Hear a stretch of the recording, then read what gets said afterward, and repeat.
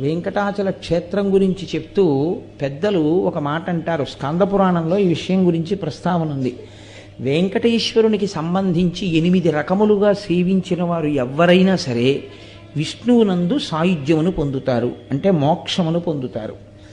అది వెంకటేశ్వర స్వామి వారిని ప్రత్యక్షముగా పూజించగలగడం, అంటే ఆయనని ఒక మూర్తిలోకి ఆవాహన చేసి, అది ఫోటో అన్న భావనతో, అది ఒక మూర్తి అన్న భావనతో కాకుండా ఈయనే శ్రీ వెంకటేశ్వరుడన్న భావనతో సేవించగలుగుట.